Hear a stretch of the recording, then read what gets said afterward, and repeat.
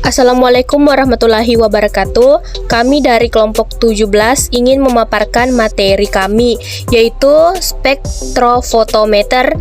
Dan adapun nama anggota kelompok kami yakni Nurul Latifah Milda, STK 420022, Nurul Fitri Aldiwa, STK 420023, Nur Wahida, STK 420024, dan saya sendiri Rahmania, STK 420025. Saya atas nama Nur Wahida, NIM STK 420024 akan menjelaskan mengenai pengertian dari prinsip kerja spektrofotometri.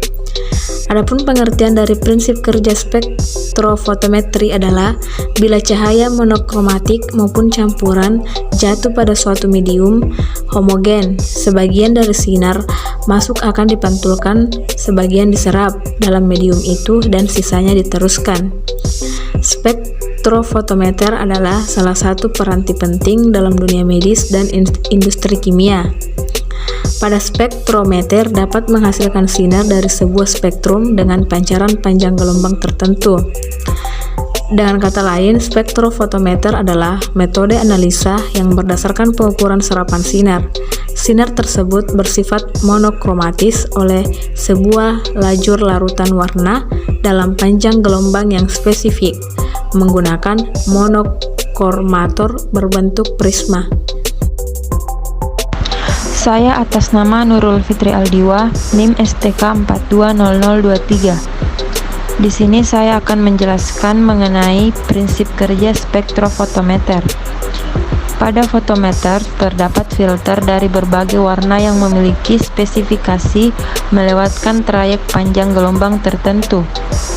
Bagian-bagian spektrofotometer terdiri dari sumber spektrum tampak yang kontinu, monokromator, sel pengabsorpsi untuk larutan sampel atau blanko, dan suatu alat untuk mengukur perbedaan absorpsi antara sampel dan blanko ataupun pembanding. Bisa dilihat pada gambar berikut, yaitu alur prinsip kerja dari suatu spektrofotometer. Pada gambar, prinsip kerja alat ini berdasarkan hukum Lambert-Beer. Bila cahaya monokromatik melalui suatu media atau larutan, maka sebagian cahaya tersebut diserap, sebagian dipantulkan, dan sebagian lagi dipancarkan. Transmitan adalah perbandingan intensitas cahaya yang ditransmisikan ketika melewati sampel dengan intensitas cahaya mula-mula sebelum melewati sampel. Saya atas nama Rahmania, STK 420025 akan menjelaskan fungsi dari prinsip kerja spektrofotometer.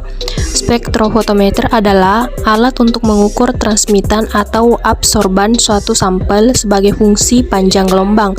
Spektrofotometer UV ultraviolet adalah salah satu dari sekian banyak instrumen yang bisa digunakan dalam menganalisis suatu senyawa kimia. Sebelumnya, perkenalkan, nama saya Nur Latifah Milda. Di sini saya akan membacakan materi bagian-bagian dari spektrofotometer. Yang pertama yaitu sumber sinar, di mana sumber sinar adalah pemancar sinar epicentrum secara terus-menerus.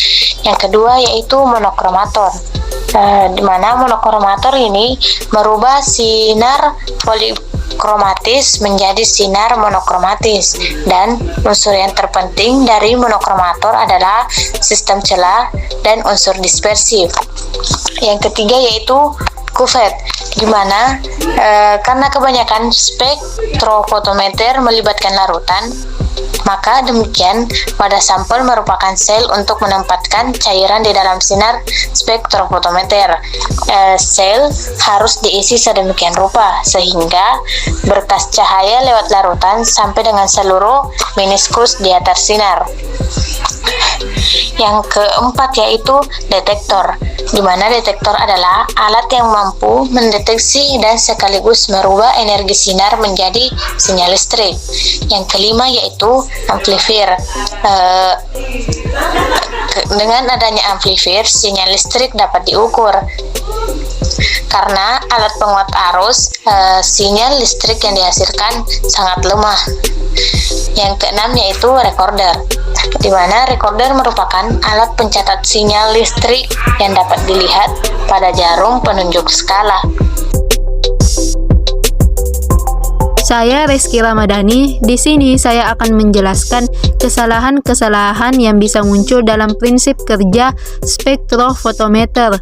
Dalam penggunaan alat spektrofotometer biasanya timbul berbagai kesalahan. Yang pertama, adanya serapan oleh pelarut, dan kesalahan ini bisa Anda atasi dengan menggunakan blanko atau larutan berisi selain komponen yang dianalisis, termasuk di dalamnya adalah zat pembentuk warna. Yang kedua, bahan dasar dan serapan dari kuvet. Biasanya, kuvet ini terbuat dari bahan gelas maupun kuarsa, dan kuvet ini memiliki kualitas yang terbaik. Yang ketiga, kesalahan fotometrik normal dalam pengukuran dengan absorbansi rendah maupun sangat tinggi.